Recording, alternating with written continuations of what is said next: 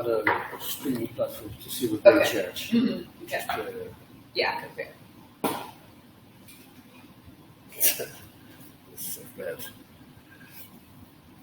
Oh, who's gonna be first? Who's gonna be first? Who's gonna be first? Boom. Okay, there we go. Scott and Paul tied. Scott and Paul tied at Scott and Paul tied. 10 and 27 seconds.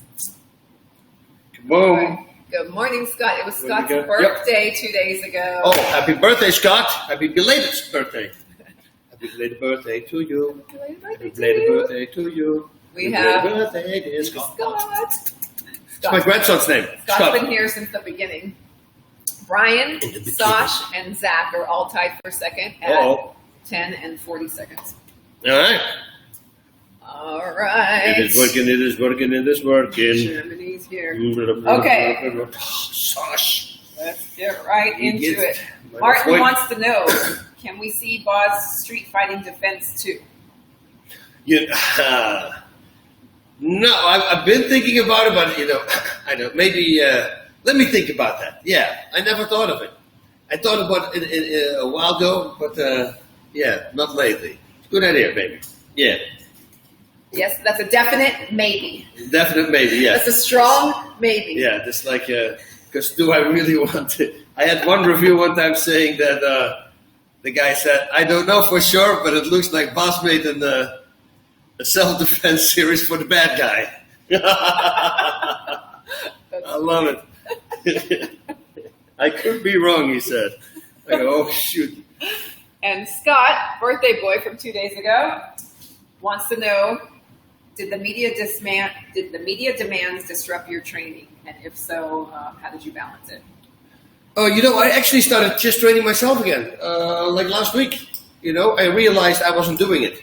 And immediately when I started, I started feeling better. So I started doing my pull workouts again. And then yesterday I actually did 10 rounds right here in the gym on the body exercise. I put on an old boxing workout that I had. So that not left body, right body, all these things are not in it. 3 hooks is head 3. It's like, I had to get used to that a little bit. I say 3 in the right straight. I say that, that's a 4. I go, what an idiot. And then I do it again. I go, 3 in the right straight. I go, okay. You do that sometimes in class too. And then also my instructions, I say, make sure that your back foot is connected on the ground at the moment of impact with all the striking. And I go, dude, that is wrong. No, it's not bad, but it's for straight punches, is the back foot. But for hooks and uppercuts, everything's 2 feet on the ground for maximum impact to use body weight. So, yeah, see, I made mistakes. I think he might have also meant back when you were fighting. Oh, Did the media, did you have to balance any media stuff? oh no, only in my last fight. Yeah, only in my last fight because now it was big. When I was still competing, it was usually 18 and 20 guys. I mean, there was no media. We had to weigh in in the hotel room. With the trainers and some family members. That's it. Now you got 8,000 people. That's a whole different ballgame now. No. We luckily for me, it happened only in the last fight, but it wasn't that bad. The last week, what you want to do anyway is rest. Preferably what you would like to do if you scuba dive. I talked about it, I think, here. If you scuba dive, get a certification, get the nitrox certification as well, because that's more oxygen. And once you go below 1 bar, so like 20 feet down, then the oxygen starts storing into your system. It's like doing EPO, but you're doing it legally. And trust me, that works really well. If I would be competing, I would the week before, I would start every day, I would relax and dive in nitrox. Yeah. And is there anything you wish people knew about you? No. That's what people know. I think what you see is what you get. Look at me. And I think too. I think you've said it out like you're not someone you're open. You talk about everything, which also makes it so cool to be able to relate to you because you don't have like this hidden side that you don't discuss. You've discussed it all pretty much, I think. Yeah, you see. So what you see is what you get. So they probably know everything already. Mm-hmm. I don't know. I'm big into the faith. Some people go like, "Oh, gee." But that's a thing that I acquired 6 years ago. Mm-hmm. So. Okay, Chris from Karate Unity wants to know whether your main game changers? Like, what are your big things that you do for mindset and your fighting spirit? Let's start with those. Mindset, just be honest to yourself. That's the whole thing. I've talked about it so many times. I'm just really good self-motivator. But you can only do that with truth, of course. So, because you can't lie to yourself because you know you're lying. But if you break everything down, MMA, it's really not what everybody thinks it is. I think when motorcycles making backflips, that's much more dangerous than mixed martial arts. In the beginning, I didn't want to do it because I remember Ken Shamrock talking about there was no referee. And he was not allowed to step in. And I said, then I wouldn't do it. Because I'm not like the other guys who say, I'd rather die in the cage. Yeah, not me. No, and actually, I think when it really happens to guys like that, I don't think they either. But it sounds cool, right? I'd rather die in the cage. Not me, dude. I like it. So, yeah. And if you have a referee who can pull your opponent off once you get knocked out, what is there really that can happen? You know, I mean, so if you just be honest like that and talk to yourself, you know, then you will never get a beating. With good matchmaking, you'll never get a crazy beating, or they set you up. If you really suck and they give you to a really good opponent, and that's, you know, in boxing you see that a lot. You know, you see these records, they're like 35-0, but then when you start, you cannot even click on the names they fought because they're not even on Wikipedia. You can't find them because they're just beginners people, you know. So that's like to rank up records like that. So just be honest to yourself, and that's good. A fighting spirit, I always want to do the best. I always want to be the best in everything I do. Well, it doesn't matter. I play cards with you. I always want to win. You know, I toned down that a little bit now. Yeah, and I'm a sore loser too. So especially if you start rubbing it in, that's like, ooh. No, I don't become violent, but I can't stand it. You know, I just like to win, and I toned down that a little bit. Thankfully for my people, for my friends. Yeah, I was kind of crazy. That's really funny. Someone had an interesting comment for me, and now I really want to look back. He said that he notices that I tilt my head to the left when I'm shadow boxing.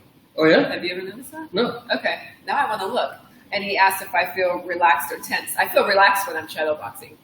If I catch something wrong and Baz's fist comes out of my hand and I didn't catch it, then I feel tense. Yeah. But when I'm shadow boxing, I feel relaxed. So now I want to notice that. Thank you for pointing that out. That's one of my weird little tics. Yeah, that's constructive. Like, that's very cool. Liam wants to know, with the advancements in the science of sport now, do you think fighters will have longer careers? I think so. I think fighters have longer careers, yeah, because they train smarter. You know, I was talking to my neighbor yesterday how banged up I am, but that's because his son had started to train too soon, football, and again, tore his labrum. You know, he didn't give it enough rest. That's what I always tell my students. And she knows, if the doctor says 4 weeks, take 8 weeks. Just take double. Don't do what we do. Always take half those instead of 2 weeks because we want to train again. Because then later, when you're my age, like now, payback is a B, man. It's I'm really feeling it. So, yeah, I wish that I had gave myself a little bit more time. But 4 weeks is not going to do anything on a career. Trust me. I want to go back to, who do you think, Roy asked, who do you think emulates your fighting style, if anyone? I don't know if I asked this one. Yeah, it's a hard one. You know, I was kind of hoping like Max Holloway. I like him, but then I think personally, I think he's tougher than me with the drawing the line in the center. Now he's like really, he got that Hawaiian spirit also. You know, he's a freaking. I love that. So I would say that. I think striking wise, I see something. Rory McDonald sometimes. I see the way he thinks in striking because I hear him almost. I see him think. And he's doing that really great. You know, that's what the example I used, that when he hit BJ Penn with a body shot and he was hurt, right away he went back to the head. And that is something that I don't see a lot. I do it. There's other people out there who do it. It's very hard because your mind will tell you, go after it, but you need distraction again. You need the hands break up because right now he's blocking that. So I like strikers like that. Cool. Sasha wants to know if you do a seminar in the Netherlands. Oh, Sash, yeah. Wait, you know what? Somebody asked me also for Germany, so maybe. You've been asked for a lot. So yeah, I don't know because then I'll probably fly in on Düsseldorf. So if it's somewhere close to there, because that from my parents is as far as Amsterdam Airport, so Schiphol. So it doesn't really matter where I land. So that could be cool. So I'll let you know. All right. Alec is asking, why don't you see people turning over their punches? Meaning this? I believe so. Yeah, I don't. Well, you see a lot of people doing it when they explain it. We were talking about this a whole bunch of times. I don't believe in it. I don't think it does anything for you. If it comes naturally, I say always let it go. That I'm okay with that. But when somebody helps this, but don't focus on it because all your technique is going down the drain. Once you start rotating and try to do this, it's not there. You know, I talked about it last time. They said, "Oh, this is because to protect your jaw." I go, "Really? Look, it's exactly the same. There's absolutely no difference." So. No, and this you can't see coming. This, once you turn the elbow, this is also easy to deflect. This is not. So we went over that last week. Yeah, went over that one a little bit last week. A couple O2 trainer comments. Michael says, thank you very much. The O2 trainer is helping him. And then Nicholas asked, I think he's asked questions about nausea before, about getting sick. And he asked, do you think the O2 trainer will help with any nausea? Like, could it be lactic acid buildup in the stomach? Like, do you think that? It will. Breathing helps a lot for everything. That's why it's so good for anxiety. Anxiety happens when you get stressed, and people get stressed, and they start shallow breathing. And once they start shallow breathing, they don't completely inhale anymore, and then comes carbon dioxide, and all this whole stuff. That's when you start hyperventilating. It's all breathing. So if I have stomach aches, I really focus on breathing through my stomach, and that always works. So I assume, yeah, and doing abs, even when you do, when you're nausea, that for me helps as well. And this is a big ab exercise, man, the O2 trainer, trust me. I mean, you hear people. I just saw Joshua again with the big beard. Yeah. Mm-hmm. I saw him and he said, "Boss, I never had abs." And he says, "Look, I got abs. It's the only thing I'm doing right now in quarantine is the O2 trainer." I'm not kidding. It's really true. So, yeah, and that helps all the time. But breathing, everything is good. Good breathing. Mm-hmm. Someone asked, how much do you think the quarantine is hurting fighters? Yeah, it depends. You know, it depends what kind of fighter you are. If you just dropped everything, and you didn't do anything. I can train in a hotel room. I used to do it with my workout. The boss would do it with the sprawls. I would rubber bands, and I do my whole workout there. I can get in shape in a room, in just one room. So it's all about the mindset and what you can do with it. I'm really good at self-motivation. Like if I say something, I'll do it 100%. There's no black and white, not a maybe, no, yes and no, that's it.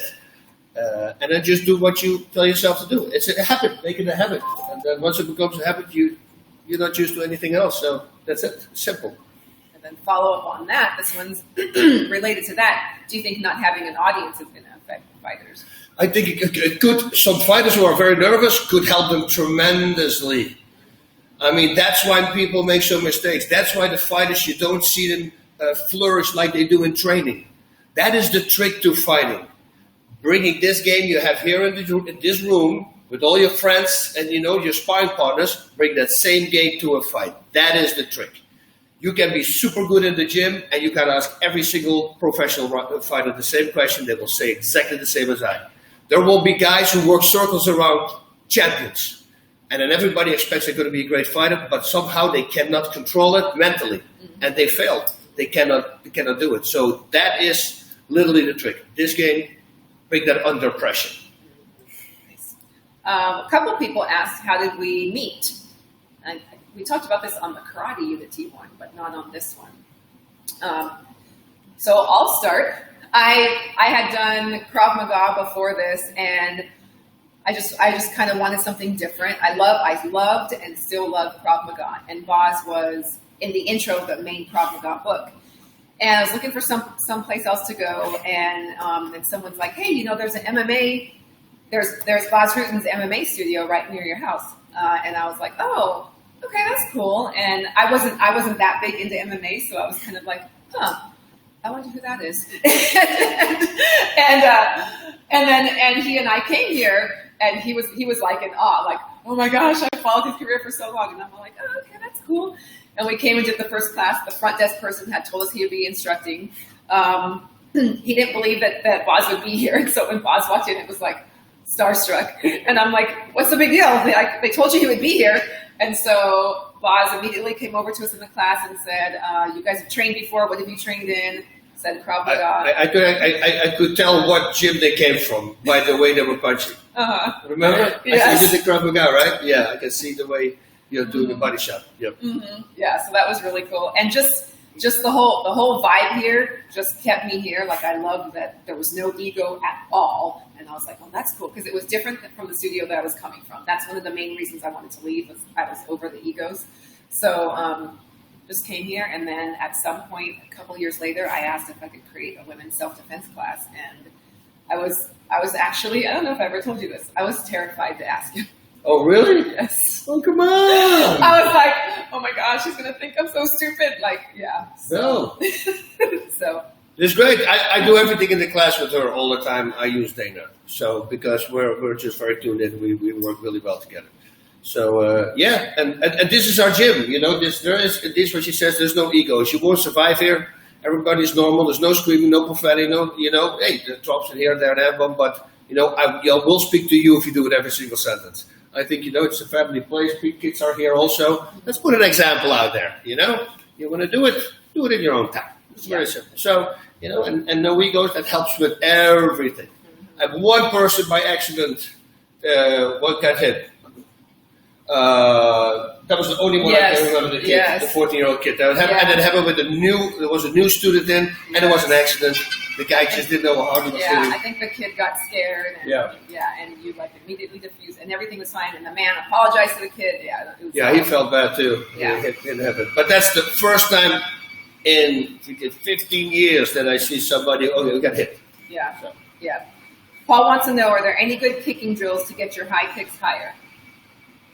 No, just like what Krokop said to me. I said, how do you have such a powerful high kick? He says, I do 1,000 kicks a day, head kicks.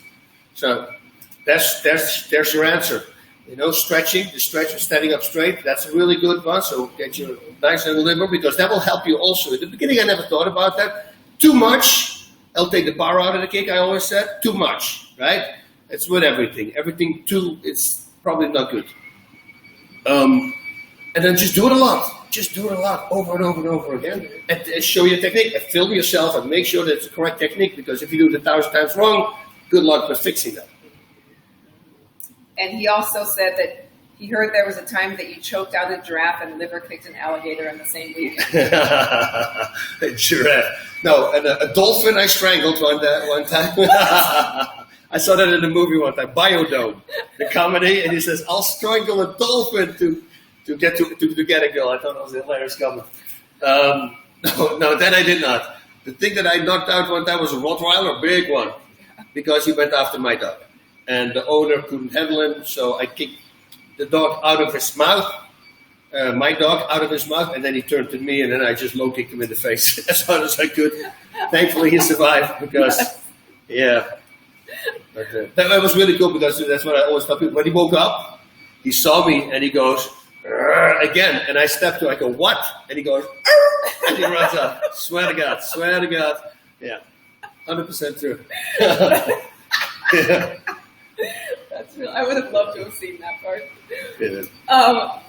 What's a good, what ratio of CBD oil, I don't know, maybe dosage. Do you take your CBD before workout, after workout, both? Like what's your timing, and like, do you know the milligrams? No, I just take 2 droppers. I don't even check, you know. I got this one, and I really like now the one with the THC as well.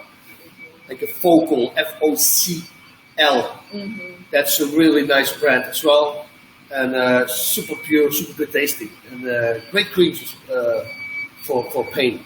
I love that. They put a lot. You know what these guys do? They, for instance, they give you a daily pill, so to say, but it's lion's mane and all these great things in for the mind, and to be there.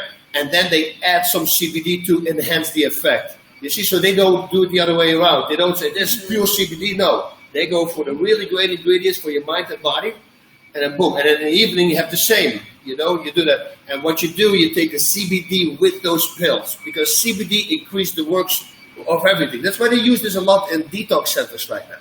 Like, for instance, if you're addicted to pain pills, let's say you take 5 Oxycontins a day, 80 mil, I don't know what. You know, apparently, and this is proven, if you take CBD, you can go right away to 3 or to 2.5. You can have it. because it makes the effect better. So it's easier to kick once you do that. That's a good thing about CBD. Yeah. And you take it before, after? Before training. Always before training because it helps me with the lactic acid. It's always like that. Like yesterday, I did 10 rounds. Well, she knows I haven't done stamina for as long as we're in quarantine. Yeah. Nothing. So this sounds like another plug for the auto trainer. I'm literally, if you see the video, I told my wife, this is crazy. I just flew through 10 rounds. Wow, that's Boom. crazy. And I didn't do any stamina. Only thing I do is auto trainer. 100% swear it's true. Wow, that's crazy. Michael asked, talk about the history of the Beverly Hills Jiu-Jitsu Club. Yeah. Do you teach there? I teach here. Okay, I didn't know about that. What's that about? Oh, so it started all the way back. Avi Rubin, he's actually, I saw him jump in on here. He lives on an island now, Niue. Oh, cool. It's pretty much his island, very smart man. He started Beverly Hills Jiu-Jitsu Club. It was great, man. Ethan Milius was there teaching as well as the son from John Milius, the director from, Conan the Barbarian, of this kind of movie. So he was there, but then Scott Hahn, there's a whole group, those actors, they were all there. But then, of course, Marco Huas, Oleg Taktarov, Pedro Hiso, Mark Kerr, everybody was there. We started training there. It was just a really great set. Also, Genki Sudo, he was just a wrestler. He found out I was in America, moved to America to go train with us. I put him in his first fights, everything here, Pancras, and then he became this megastar as well. And then, of course, along the way I met Dwayne Ludwig. I met him also when he was like 19 or 18. He was a kid. Oh, wow. Yeah, in 98. So that's a long time. I know him already like 22 years. Wow, that's when I graduated vet school. Oh, wow. 98. Alec asked, what age, meaning if they're young, do you think they can start toughening up knuckles and shins, where it won't hurt growth or bone? Oh. Any thoughts on that one? Yeah. I would, if my kids would do it, I would say at least after 16. At least, I think even 18. Because, if you're still growing and doing it, maybe it goes double fast. But then again, the side effects, I don't know what's going to happen. If you calcify your bones, the problem that you're going to have is that sometimes it becomes little bone spurs, fragments. And once they start floating around in your leg, they go in your tendons, trust me, that's not something you want to have. Yeah. So that's why I would really be gentle with that. I would, even 18, that's good. Yeah, I think. I said for fun, with people like babies, I say, this is the shin bones, you can calcify the shin bones, I make these comments, but those, of course, are all this for fun. Right? That's a joke. I had a woman who was so angry at me, she's telling me that, we were talking about babies. Did I tell this already or no? Anyway, yes. People, they couldn't fall asleep, and I said it was very easy. Ours slept like a baby, and I said, how do you do it? I said, you take a towel, you crush it up, you put it in the milk, and they sleep like a baby. I said, it's a downside though. In the morning they wake up, they're a little groggy. I said, but then I give them an espresso, and then they'll wake up right away again. And this one woman actually followed me to the restroom and told me that I was a horrible father, and that I could not do that to my kids. It was a joke. I said, by the way, the coffee was a joke too. Like I give my babies sleeping pills. Unbelievable. Right? Yeah. Well, people. Very funny. Keith wants to know, did you come up with the funny skits that you guys would do before Pride?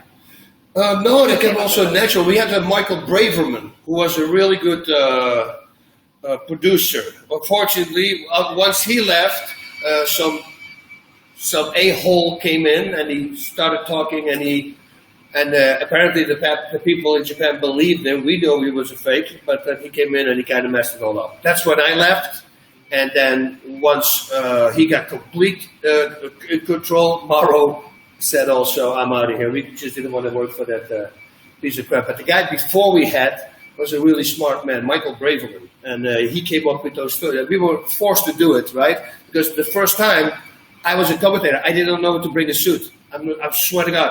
I had a Hawaii shirt. I thought I was not going to be on camera. Hawaiian shirt, shorts, flip-flops. And they're freaking out. You didn't bring a suit. I said, nobody told me to bring a suit. I had no clue a commentator didn't wear a suit. I never focused on that. So stupid. You see, that's how I prepare for that. Idiot. And then we had to do something because I'm in my freaking Hawaiian shirt.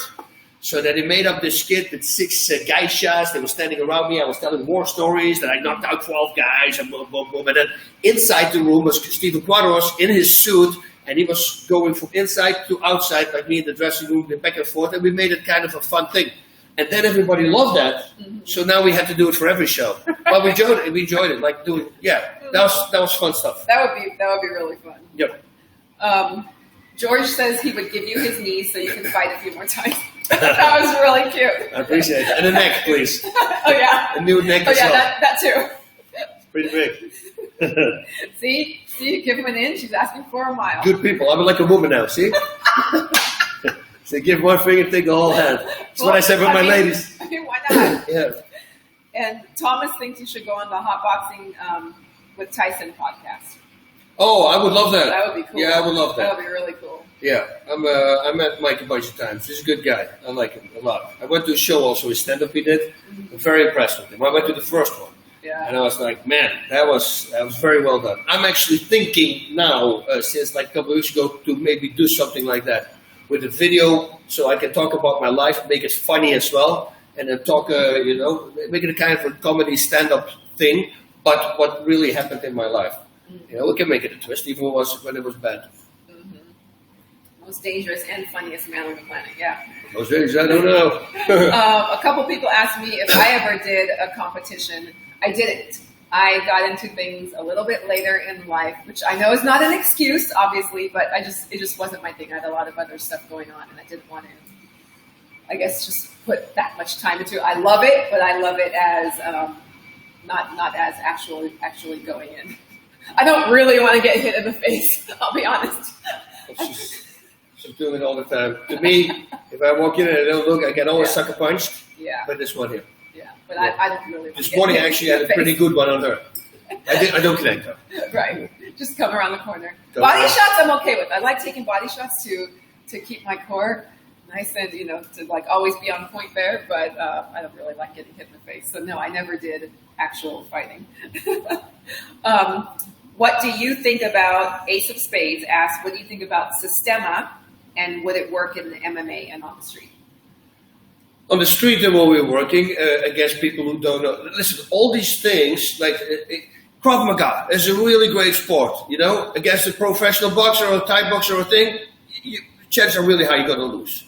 It depends, because now if you do Systema or Krav Maga or whatever you do, and that gym has also an MMA program or a kickboxing program, and you spar and you actually spar it, not the system.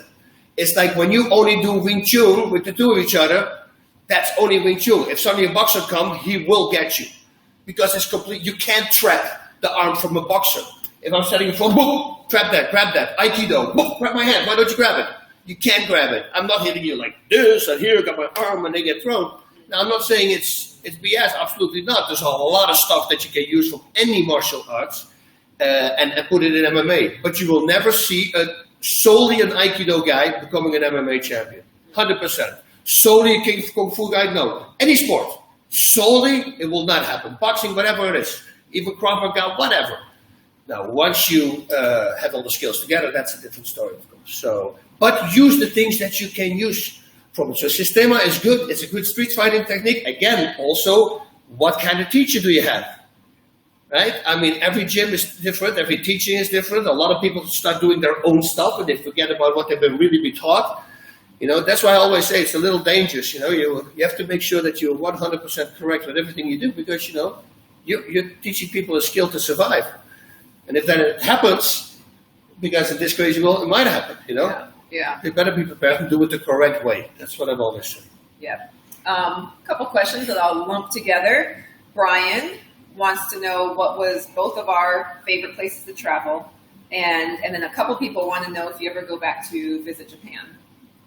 Okay, travel, I like Hawaii. We like it with the family. We all have a good time. Maui and all I really like it there.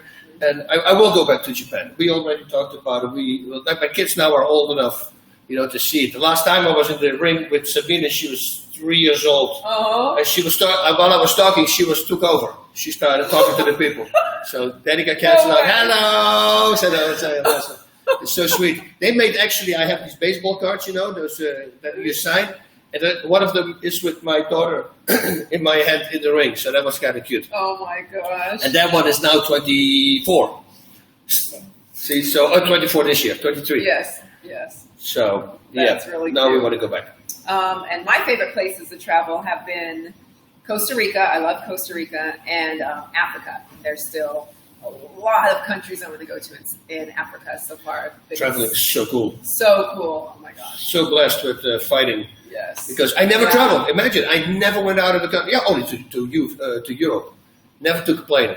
First plane I took trip was to Japan, 13 hours.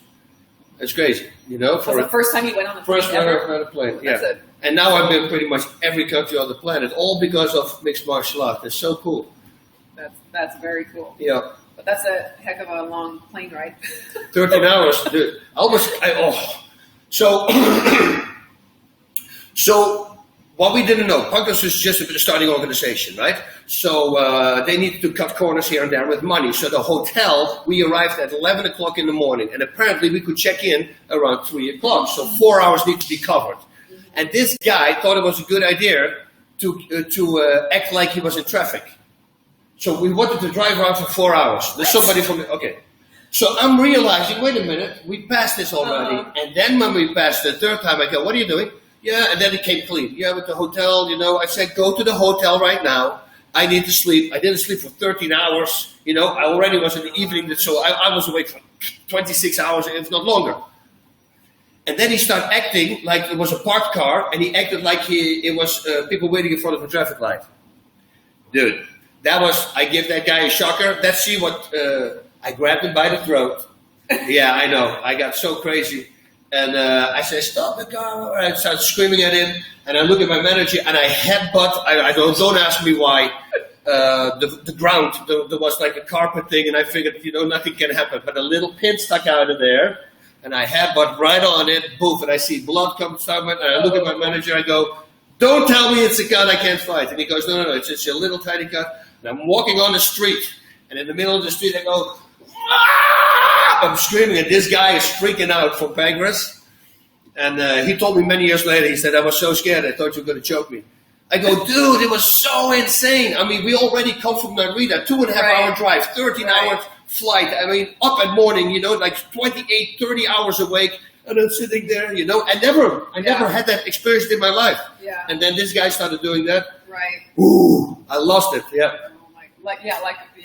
Why would he think driving around, being crammed in the car is better than walking around the hotel or, you know, laying down in a chair? No, they didn't want to admit, you know. And then finally, when I got angry, I said, you pay half a day. I don't care. I need to go to bed. It was a room. I made a picture of my hand like this. That was my closet. That's how wide it was. Oh my God. Yeah, I could do 3 t-shirts in there. That was it. My feet were over the bed. The Tokyo Green Hotel is close to Tokyo Dome. Oh, I said this one time. I was filming last time. I was staying at the Tokyo Dome Hotel for New Japan Pro Wrestling, and I was filming. And I said, "This is the hotel." Oh no, this is the hotel I started. It was my first hotel, Tokyo Green Hotel. You see this little tiny hotel, and I went across the street. I say, "This is the one I'm staying in now." So I did something right because I went from that hotel to like this 3-star whatever hotel it is. So that was cool. So you mentioned headbutt. Adolfo asked earlier, are there any good combos that you would use to set up a headbutt? And I'm assuming obviously not in MMA. Like on the street is what I'm guessing. No, you know, it's like when people have jackets, they're kind of asking for it always, you know, with the rappels. You can bonk, and then you can also use it to throw them. Those rappels, I like that move. Dave LeDuc, that's the guy. He was here at our gym, Letwe, you know, the art of 9 limbs with head, so that includes headbutts. He's really good at that. So follow that guy, Dave LeDuc. And he's doing his elbows, and they come also from the side elbows. They hit the side of your temples, you know. So they grab your knee, and they push the head away, and they go boom, give a headbutt to the side, and then they start kneeing again. So those are all kind of cool things. Also 3 hooks to the head, right? Boom, with the headbutt in between. Yeah, those things. I never focused on that, but I'm pretty sure that if you give me half an hour, I'll give you a lot of combinations that you can use with a headbutt. True. Johan, your student from Belgium, is here. Oh, wow. And Mike Youngblood says him and his wife are thinking of buying a body action system. Good. I believe the question said they have a heavy bag now. Do you really think it's a lot different than a heavy bag? It is a lot different. You can do uppercuts, you can do everything on it. It's the only thing I'm doing. And for me, it's also good because of my neck. I have 4 plates in the front and in the back, so I'm completely locked in with my neck. So if I hit a heavy bag, the powerproof bag really hurts my neck the next day. This thing has no impact. You have impact, but it doesn't bounce back at you. The only thing what I would do, if you have it, I would the bags, we fill them up with half steel shot and half sand. That's what I would do. So you make it a little bit heavy. It's a one-time thing, but then you never have to change them. I mean, they're locked in. And I love it. I'm really doing it. Yesterday, I was really doing 10 rounds of the thing. And I won't do it on the back. I would do if I need to toughen up my shins, of course, I'm going to kick the back. But I like the body action system also. I kick the head. Now only if you kick correct. So kick and you can pull back, then you kick the head. If you don't know how to kick, don't kick the head. You're going to break it. It's not designed for it. But like I always kick it. I did a challenge 10 days. 100 kicks on it. It's really strong. Trust me. It took 2.5 years to make. So it's not going to break. Plus, if you break the head, they'll send you a new one. That's what we've been doing until now. So that's how solid it is. Okay, Paul keeps saying, can we hear El Guapo likes to dance or I want to chill? I want to chill. Kick it back, yo. I want to relax. I don't have it on my phone. I don't think so. What you could do, actually, go to YouTube, because it's on my YouTube page, official Bas Rutten, but you can simply search it and you say, I want to chill. WANNA, Bas Rutten. I want to chill, Bas Rutten. It will pop up. I made a video of it, like with the text, the lyrics. Great lyrics. It's going to win a prize. I want to chill. I want to relax. I want to chill and maybe have some sex. Those are the lyrics. That's magnificent. Sounds like it's going to win. That's right. Scott's getting his body action system delivered today. Oh, nice. Was that a birthday present, Scott? It was because they were on back order. There was a lot of people apparently ordered them in the quarantine. Yeah. But, okay. All right. Let's go to Nicholas, and then I think someone else asked a couple things about MMA gyms. Why are MMA gyms usually so unattractive? And then someone asked, where do we get our bag system from? The system. I don't know. I know you guys were. Yeah. You guys had to put that in here, obviously. We had to put it in there, yeah. And what was the other? With the other chips. Why are they so unattractive? Because, if they focus on fighters, you have a certain group of people. And if you let them do whatever they want to do, the gym is going to be wet T-shirts, pumped up bodies, sweaty bodies, no T-shirts walking around. I mean, we had guys in underwear. Like, I have these, Under Armour, But I'm not going to use that as a fighting thing. I mean, it's ridiculous. I mean, you see everything hanging around in there, flying all over the place. I put on some shorts, dude. So it's just the gym has to make certain rules. And if you just solely do fighters, well, then you have that gym. But if your gym is like this, where we're 5%, 2% fight, and the rest they just want to work out, we have to make sure that these people don't freak out. And I'm not asking like I said, no profanity and don't walk around, no screaming. Why would you do that anyway? When I was training, I could be crazy, but I would never disrespect the gym like that. Yeah. Even when I was working out and fighting myself, I always respect other people. So. And I think all of us here, obviously when we gave you guys the tour, we were closed for quarantine. But I think all of us here, we take a lot of pride in our workplace. So we put stuff away, we just, all of us trainers, we just like things nice. And so we all keep it nice. So I think that helps too. Tisha has a question about a little bit of a confusion point about rotation and pivot. I thought this was a good question. She wrote it out. So kind of paraphrasing, she said you were talking about last week about how Mike Tyson, I believe she said, doesn't pivot all the way. Basically, is there when you're pivoting or reloading, where is it coming from? And do you consider pivoting and rotation the same? Or are you thinking of those two are the same? Pivoting is the ball of the foot that you want to, I don't do that. Mike Tyson won't do that. And you know why he's not doing that? First of all, to get more power. Second of all, he throws a lot of triple or double rights or double lefts or triple lefts and triple rights. And if you pivot, it's going to take too much time because you got to go back the whole time because you're constantly over committing. So plant the foot and just go. It's much harder. It's all about upper body rotation. That's where the real power is coming from.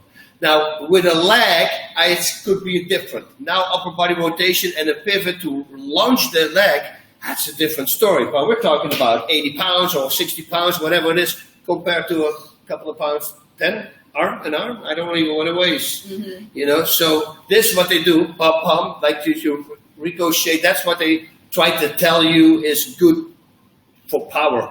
I don't believe that. I believe in just being one and just turn. Because then you put your body weight into it. If this is loose, I can't put my. That's why if I just hit like this, you can knock somebody out. I'm not saying that. I'm just saying just this, you can't put your body weight in there. It's impossible. The only way to put your body weight in the punch is to lock up the shoulder at the moment of impact and then push your body weight. So yes, it can be like this, but as soon as you land, you got it.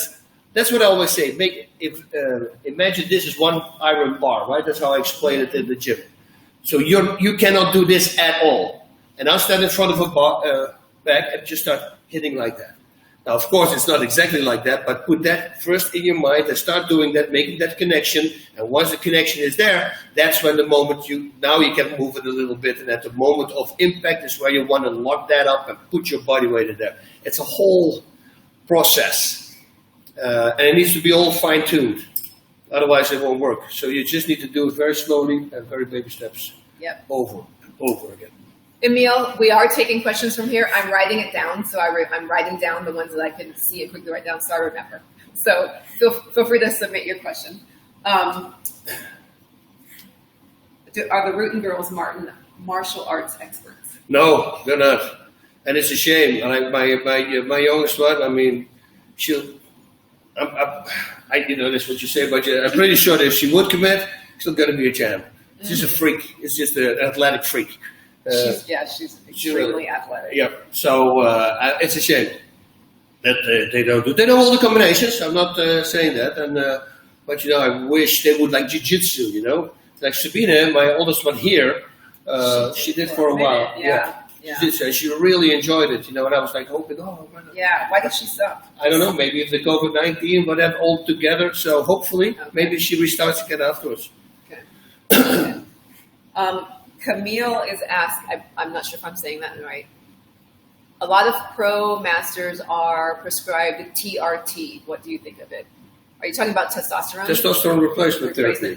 Yeah, well, if you get older, and it's lacking. Like I had a Suboxone, a painkiller addiction, right? That was in 2008. No, in 2008 I stopped it. It was and it was beginning, so I had it for like a year or so. Once I realized I was addicted, I stopped it. I started taking Suboxone. Suboxone is like methadone, but it's the Suboxone you get prescribed from the doctor. It's like a pill you have to put under your tongue. I did that, and I kept doing that. They never told me to get off of it in 2 weeks. They said stay on it because you can actually lower the doses on that. Not like pain pills, you have more. So I started doing that, and I was on that for like 3 years. But the side effects were just bizarre. I mean, I had a list of side effects, and only a list with 3 things on it that was good for it. So I said, I got to switch this. So cut it out.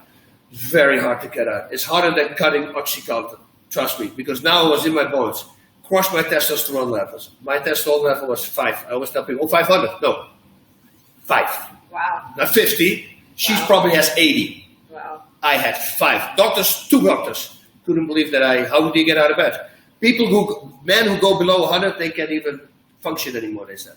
I said, well, it's very hard in the morning. I need some coffee, and but again, self-motivation, and I get up. But and then I remember when they gave you a shot, that was the first. Now I go, oh, okay, now I know why these fighters, some athletes do it. Because I felt literally like I was 25 years young. It's almost like I'm on drugs. That's how good it felt. Yeah, of course, that feeling is only for a week or so, and then your body's used to it. It's gone again. But that's what I found out. That's why fighters, but when a fighter gets caught at 16 times the amount, think about that. That is because he cannot get that high anymore. Only if he doubles the dose. Only if he doubles the dose. You know? Right. I know a fighter who got caught. He took 2 bottles of 10 milliliter a week. 1 bottle, I did 3 months with. That's the difference. 3 months or 2 of those bottles a week. But he had 16 times the amount of a normal person. And then that's crazy because it's like medically, like it Super freaks me out what's happening inside their bodies medically. It's telling your body, don't do anything you're supposed to do because you're going to get it from an outside source. So, it just jacks up everything. Super stupid. And he's asking, are you on testosterone? Yes, right now I am. Yep. Yeah, I did that. But you know, when I have before and after pictures, you can also see people go like, oh, you used it? I said, well, I actually have the papers to prove that I didn't use anything there. Because, 6 months it will stay in the blood. Apparently, when they tested, and when I went to this doctor for testosterone replacement therapy, he said, wow, and my levels were like, it went up from 5 to like 450, so not super bad, but with all my traveling, and actually also people say, oh, it's bad for your heart. It's not the case. If your testosterone levels are okay, then don't take it. If your testosterone levels need a little change, that's actually good for the heart. But you have to, and what I take is a very little amount. I think it's 40, 80. I think it's a week. I think it's 100 milligram, like 50 and 50 or something. I guess it's a little dosage. So just enough to bring you into a physiologic range. Yeah, it's just and it's because I travel a lot. It's it always helps with recovery. But if comes out something out that I can pop my own up again, which I'm probably going to do right after this because the doctor I'm talking to is a really good one, and then I will try to get my own system up till like 550, and then I will be okay as well. So how long do you think you'll stay on it? I think I just ordered for 2.5 for 3 months, but I have like 2 months left, once in a week. And I'm going to talk to him after this to see if I can kickstart my own thing. What you do is you get a pill that you put under your tongue, and that keeps your own production going. So don't only do testosterone because then, like she said, your own system shuts down. They say, hey, wait a minute, they come in, I don't need to produce it anymore.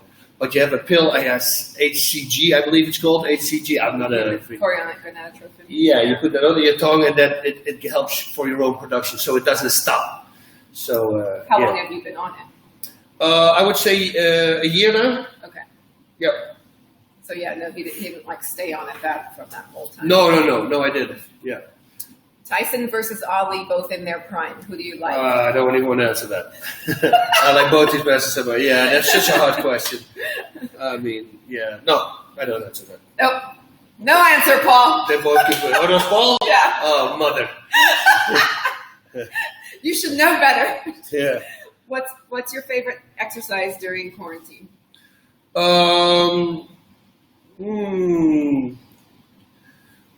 And Mike thanks you for your honesty about testosterone. Yeah, that's the cool thing, and that's why when someone asks is there anything we don't know about him, you ask him like healing. Yeah, I will answer. Yeah. Same, like I feel the same way. Like I'll answer. Like there ain't nothing to hide.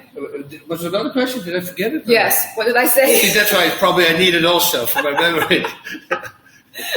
No, I just forgot what I asked too.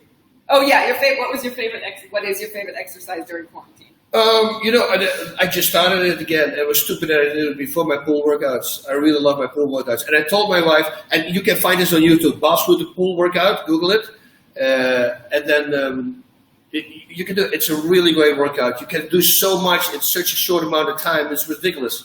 I do, 3 sets, 12 exercises. I do all 20 repetitions, 4 sets of everything in 40 minutes. Think about that. 12 different exercises, 4 sets of everything, 20 repetitions. But the good thing is you can go from this exercise immediately into this exercise. And then I do a bicep weight. I only train my right arm with the biceps. I don't even train my left arm now because I want to catch them. Focus on that, go back, boom, boom, boom, constantly back and forth. It goes really fast. I love it. But I told my wife already I'm going to do it only 3 times a week because otherwise I get bored of it. I get bored of things really fast, so I need to keep switching it. Yeah. And then someone asked me, Adolfo asked, my favorite cardio besides MMA Yeah, I can't stand traditional cardio, and also I'm horrible at running, and I don't like it. My favorite cardio is probably kettlebell swings, and then just heavy weightlifting because that gets my heart rate. As we all saw from Wednesday, how high my heart rate can get. Oh yeah. So just 70, right? That's 175. It went to 178, but that was with the crazy workout on Wednesday. But yeah, I just use kettlebell swings and then just MMA and then just heavy lifting as my cardio. I don't like traditional cardio. You know that you know what? When I would train, and it started to get very hard. I always brought my heart rate. I know it's completely wrong what I did. Over 200. Oh, really? I would not be happy if it would go over 200. Are you serious? This is when I was competing. I was so insane, not to realize that the better I shape get, the harder it is to go over 200. And I'm not pushing and pushing and pushing. But you see, I guess that actually helped me because it was constantly pushing harder. I needed to go over the 200. And many times you can make it, and then you go, oh, I don't make it. But as soon as you stop, like 10 seconds later, poof, it jumps suddenly, it stops over 200 beats a minute. Yeah, don't do that. It's very dangerous. Yeah. Especially if you get older. Yeah, especially when you get. I mean, when you're younger, your heart rate max is higher than when you're older. What are your thoughts on HGH, growth hormone? I'm not a big fan of that. I would say, don't get me wrong, I tried it, because I tried it for my arm. They told me if you do this, I'm in insane pain with it. It's all the time. And I did it for 3 months because the doctor said, listen, and it's like I didn't pay for it. He literally put his money where his mouth was. He said, I truly believe it's going to do something. I said, listen, I don't have the money for it. If it would, that would be great. And then we tried it, but it didn't work. I don't like it because I have a lot of pain, knuckle pain, and like stretching. I stretch every day. Oh, because I don't know, maybe you recoup faster, and then somehow I'm not a big fan of it. What I do like though is a peptide that maybe triggers your own body to do it. Yeah, I'm more into that stuff, which I, by the way, also didn't do. I did that a long time ago, like a long time. 2011, I think, something around that time. No, 12. That was when the next started. So 8 years ago, I tried that. And that helped me, make me feel much better. I believe you got to do 5 days on, and then the weekends you got to take off so your own production takes over. And once that started getting in my head, I go, maybe I should do it anymore. My levels are good, so why would I mess with it then? There's a lot of stuff I listen to podcasts. One of the people I listen to podcasts from, he's a big biohacker, and he'll have episodes about peptides. So there's so many different sort of peptides around. BPC 157, that's a great peptide, and it's actually fighters can use that as well. But it makes you feel good, but it repairs your body really fast. It literally, when you Google it, BPC 157, it will say heal like Wolverine. And it's completely legal even for fighters, so that you know. And not that I care because I don't need to fight. Yeah. But it's good to know. Akbar wants to know, did you ever use steroids when you were competing? No, never. 100%. I'm very against it, and I think that nobody should do it. If your body needs it, you shouldn't be fighting. That's it. I really think it's the worst thing an athlete can do. I truly believe so. Think about yourself. You can never know if you could have done it without. Yeah. You want to really win a championship like that? And then look, I could have, they'll all say it. I could have done it without. Yeah, so why didn't you? Then why didn't you? Yeah. Right? I think it's a weakness. Think about that too. Why would you take it? Because you're not happy with yourself. Dude, I do 9-1 on pull-ups. You think I wanted to be stronger? I'm good. I was super strong myself. Yesterday, somebody, and I got so offended about that because it was about the thing with Jason and Lucia, and I kind of forgave him the whole things that he did. He did some crazy wild things. And then yesterday, somebody told me that after his loss, he would say that was because I was using steroids. I go, oh, really? Okay, now you're on my list again, dude. I mean, that is so lowball. I think it's so stupid. Oh, yeah, because they all do it. Guess what? I don't. 100%. Put me a lie detector test. Do whatever you want to do. I want to prove it to everybody. It's really, don't do it, guys. You don't need it. I was 28 when I started fighting. That was old already. If somebody maybe needed it, I would have been, right? But I didn't, and I didn't need it. So if I don't need it, you don't need it. Simple. Yeah. Yep, exactly.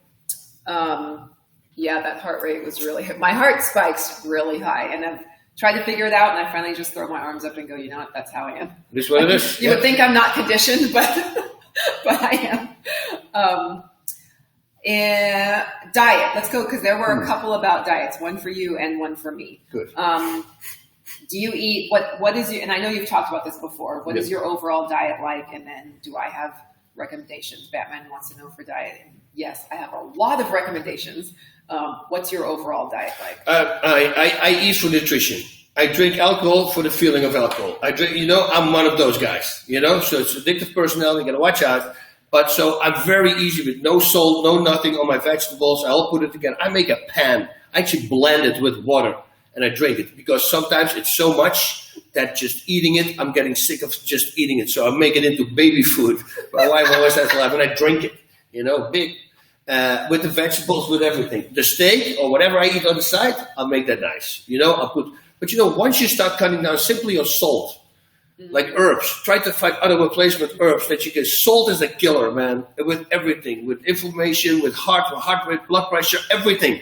They went to a tribe somewhere in the Amazon. They could not find one person who had high blood pressure. Why? Because they didn't use any salt. Not one they could find. I mean, there was thousands of people. So that's what salt does for you. So cut it down. And again, if you want to stop using salt, don't stop it. Again, baby steps.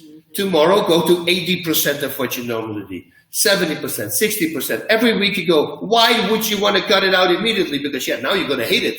But trust me, if I put way less salt on my steak now, just because I did that. And I really taste well. So, yeah, that's pretty much it. And oatmeal, I try to eat clean. I stay away from dairy too much. If I order pizza, I do half the amount of cheese that they normally use. Stuff like that. But that's pretty much it. I'm not I'm eating clean, but if I can eat In-N-Out burgers, I eat that 2 or 3 times a week as well, doubles. So that's a week, yeah.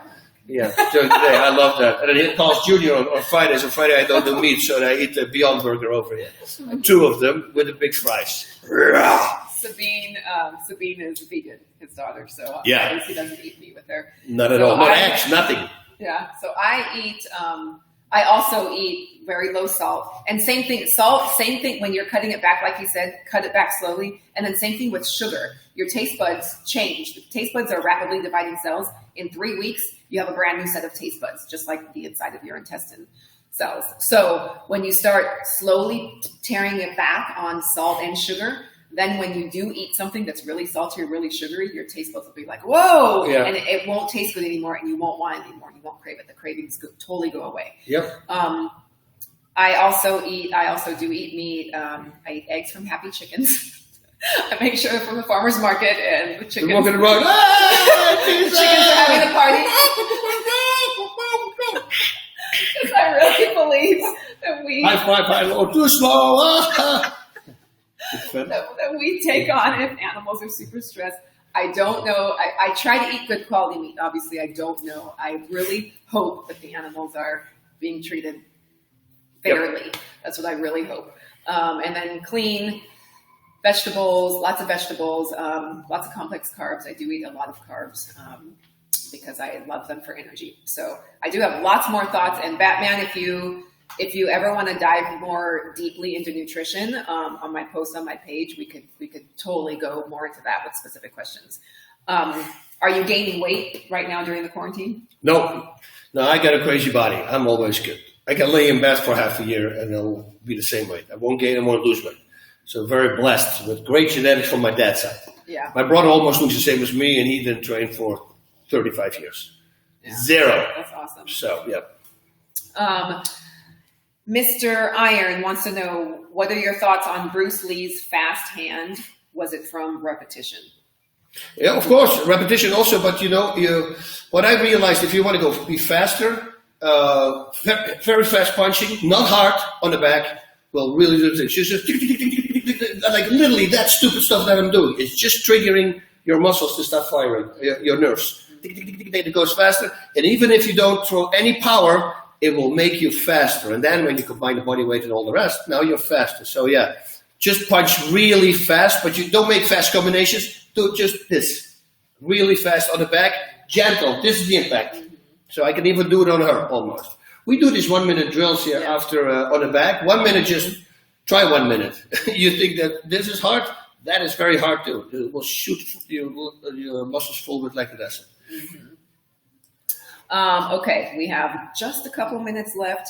Let's go with, do you like cryotherapy? Yes, I love cryotherapy. Yeah. And I think cold stress in general, from a lot of what I've read too.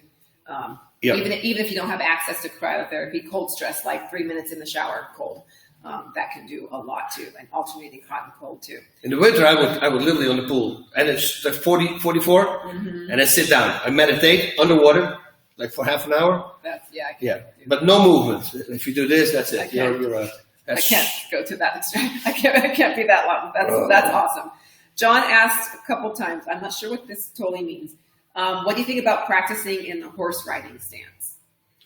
Oh, okay. So, well, that's kind of the stance we do for our twist. In line? Yeah, it's like okay. So, and it's a little wider. Yeah, it's great. Okay. It's great to you're neutral in that thing. Many times I teach people like just to keep your feet next to each other.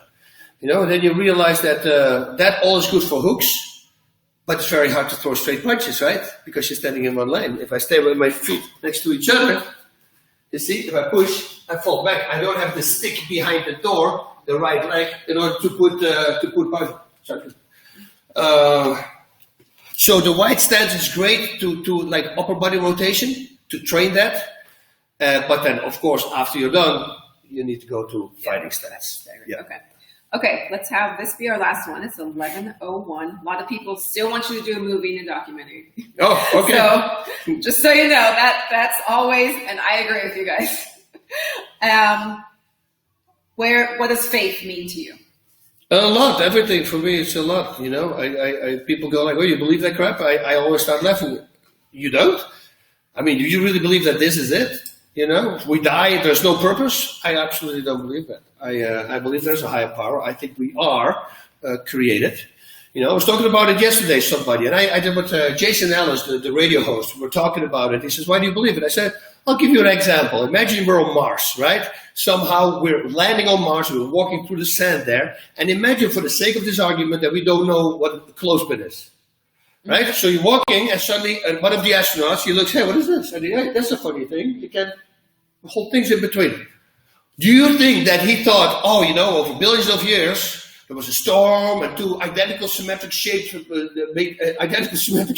little pieces of wood, they fell next to each other, and somehow a coil came, and it started coiling, a wire, and then it fell right into it, and it clicked in there, and now suddenly it can do that? Would you think that is the possibility? It's called irreducible complexity. That means without one part, it won't work. That's 3 parts, and you say that's created. Well, an eye has 2 million parts. DNA, forget about DNA. Think about all this. And all that stuff when they say, it's one cell, and the cell comes here, and we all came from one cell, which they start backtracking now, of course. Now suddenly it's 128, like it's megabytes, 128 cells. But think about that. How does life start? A person. I can go so deep into that, I get nuts. What is first, the skin? The bones, the heart. We need a heart, right? And how's the circulation? Oh, but wait, food. How can it food? Where does the food come from? Where's the light? One cell? Well, if that would be the case, it would be a very intelligent cell, right? And then we're back to God. See what I mean? So, I 100%, I believe there's also life out there, and the church believes that as well. But yeah, we are created. But people say, what was the first, the chicken or the egg? It's the chicken. People know, but where did he come from? He was created a chicken. God didn't say an egg and then became a chicken. Boom, there's a chicken. That's what I believe. I think for me that makes more sense. And for me, before I got back to the faith, I always thought we were brought on this planet by us from the future. I know, this is very deep. Oh, yeah. That's weird. That's what I thought, because they just go around. Well, like 1,000 years from now, imagine what we did the last 50 years. Imagine 200 years from now, what we can do here. I mean, teleportation might be happening. It's all laughable right now, but so was landing on the moon, right? All the way back. So was this, like phones? People, yeah. So computers. I mean, you have no clue. And they say, yeah, but how can you get contact with everybody? A power who made this creation?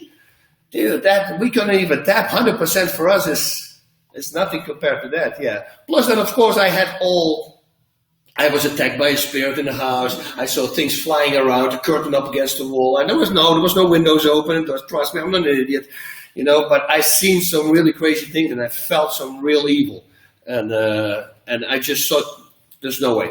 So that's why I truly believe in it. It makes me feel good. And all my friends, they go like, "Yo, well, what if it's not true?" I said, well, "So what? What if it would be true? The only thing I changed, I become even a better person." And so true. I said, "But what if it is true? And you didn't do anything about it? Where are you going to go? Think about that, right? And eternity, blink of an eye, is not even that. I mean, it's forever. Yeah. So yeah. Yeah, it's a crazy long discussion, and I think, like, I don't judge people on how they believe or what they believe in. I mean, it could be the universe. That could be your faith. It could be God. It could be a higher power. It could be nature. I think it can look so many different ways. Yeah, that's up to you. And I don't believe in judging people like that. I just believe in if you have a good heart, and if believing in what you believe in makes you a better person and feel great, then that's fantastic. Yeah, I think we're all wired like that. Automatic to be there. But some people don't think like that. And you know what? I don't care. I don't mind. That's not what I'm saying. I do think I go to an atheist and say, "Hey, man, you're going to believe in God." No. Yeah. But the other way around, they feel the need to do it. Right now I'm saying it, and now suddenly people need to say, "Oh, you believe in this?" No. Just leave it alone. If you don't believe, I don't believe. I like the color blue. You like the color brown. It's an opinion, right? Yeah, I can go into what I experienced and what I felt and what the things. There's some weird stuff. I can go on for hours about what people can say. Do DMT one time. DMT. Google that. Do that one time. I mean, there's some atheists who do that and they go right away, "Oh, okay, we're not alone." Trust me. Ask Joe Rogan about it. DMT, the spirit molecule. Go on YouTube. Joe Rogan make that documentary. You will see Harvard professors talking about it. Dude, and it's real. It's not like, "Oh, you're hallucinating." They will tell you you're connected to something else.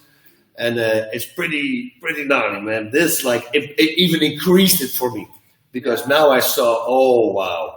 Scary, cool. Very cool to do with a good person, though. Make sure they give a shaman or something. Ayahuasca, it's the same thing. Only DMT takes about 4 minutes, which feels like 50 minutes. Which, you see, that's because you're outside time and space. We have time here on Earth, but outside there's nothing. They say that God sees our lives like a film strip. Boom, once. Oh, wow. There is no time. You see, for him, for their outside. And that's why space bends, and all these crazy things.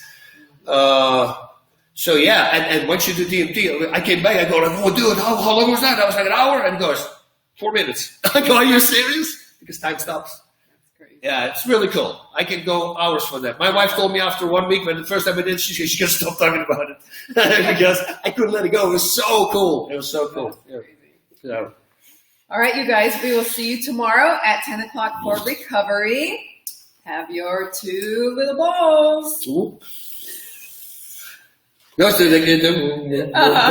yeah. All right. Good. I didn't do that. See you guys tomorrow. Adios. Godspeed. Bye. Thanks Adios. for watching.